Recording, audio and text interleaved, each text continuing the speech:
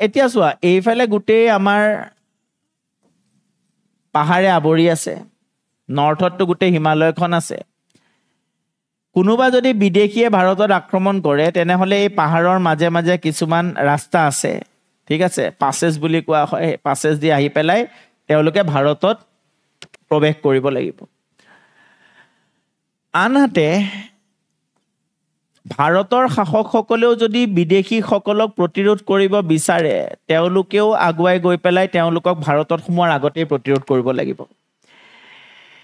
এতিয়া এই যিখিনি পাহাৰীয়া অঞ্চল আছে এই অঞ্চলত যুদ্ধ কৰাটো সম্ভৱ নহয়, আৰু এই পাহাৰীয়া অঞ্চলটো ক্ৰছ কৰাৰ পাছতে প্ৰথম যিখিনি অঞ্চল পোৱা যায় মুকলি অঞ্চল, য'ত ডাঙৰ ডাঙৰ সেনা বাহিনীয়ে যুদ্ধ কৰিব পাৰে, য'ত যুদ্ধ কৰিবৰ কাৰণে বা সেনা বাহিনীৰ শিবিৰ স্থাপন কৰিবৰ কাৰণে প্ৰয়োজনীয় খোৱা পানীয়ে হওক বা আন আন সুবিধাসমূহ উপলব্ধ আছে, সেই অঞ্চলটো হৈছে পানিপতৰ অঞ্চল।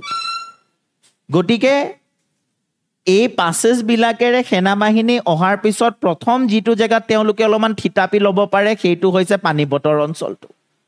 আনহাতে ভাৰতীয়সকলেও গৈ যদি বিদেশীসকলক যিমান পাৰে সিমান দূৰতে ৰখাব বিচাৰে তেনেহ'লে সেই অঞ্চলটো হৈছে পানিপত, কাৰণ তাৰ আগলৈকে যোৱাটো ভাৰতীয়সকলৰ পক্ষে সম্ভৱ নহ'ব বা তেনেকুৱা অঞ্চলত শত্ৰুৰ লগত যুদ্ধ কৰাটো সম্ভৱ নহ'ব।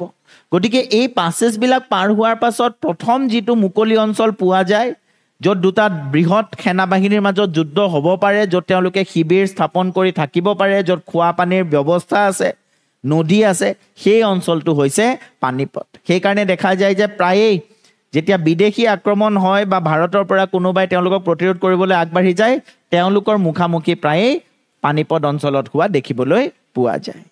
ঠিক আছে, সেইকাৰণে পানিপততে যুদ্ধবিলাক হৈছিলে।